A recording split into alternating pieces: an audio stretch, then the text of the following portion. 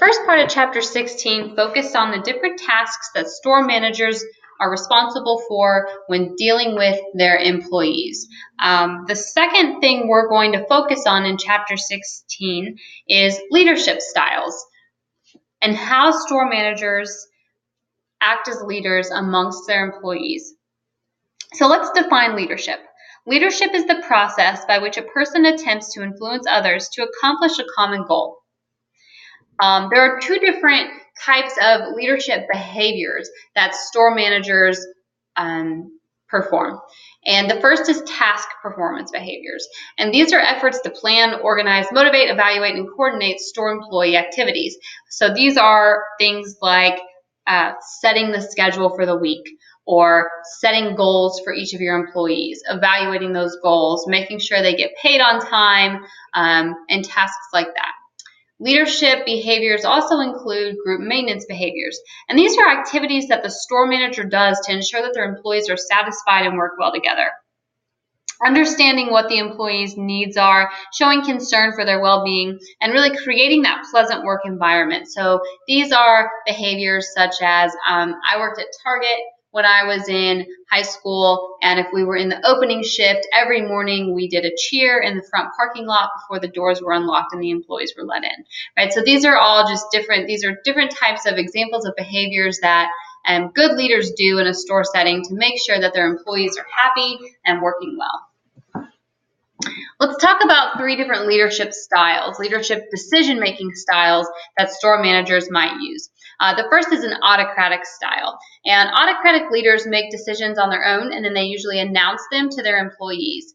The manager determines who's going to work in what area of the store, when each employee is going to take their break, and what days employees have off. Those are some autocratic decisions that a retail store manager might make.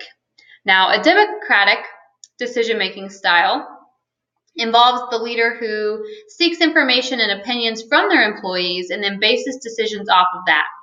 This happens when the manager shares some of that power and information with their employees. So this type of leadership style would involve managers asking employees what days they want off and accommodating that into their scheduling system. So if you think about a McDonald's, what type of leadership decision-making style would be best in that setting? Autocratic or democratic? I want to know what you think. And is it okay to use a combination of these two styles in a retail setting? Think about a retailer like Nordstrom. Would it be better to use autocratic or democratic decision-making style? Or think about the retailer that you're working with this semester. What type of decision-making styles do you think would be best for store managers to use in that retailer? Now, we'd be remiss if we didn't talk about transformational decision-making styles. Transformational leaders are able to get people to transcend their personal needs for the sake of the group or the company. Managers who are transformational leaders are engaged. They're able to generate excitement among their employees. They're able to delegate challenging work to employees. They allow their employees to rise to the occasion to complete challenging work. They have free and open communication styles. And they often provide personal mentoring to all of their employees.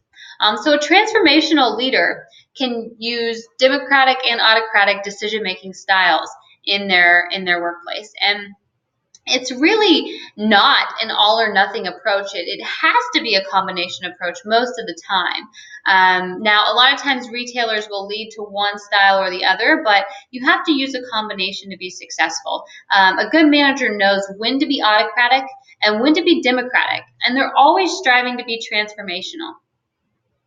When we think of great leaders in business, we think of Jeff Bezos, Howard Schultz, Larry Page. I would like you to think about the CEO of your retail company and consider what type of leadership they employ. And this brings us to the end of chapter 16, which is the last chapter in our Maymester.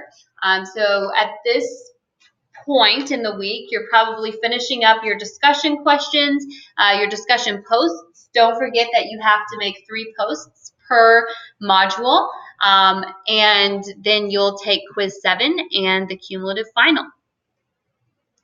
And that's all for Module 7.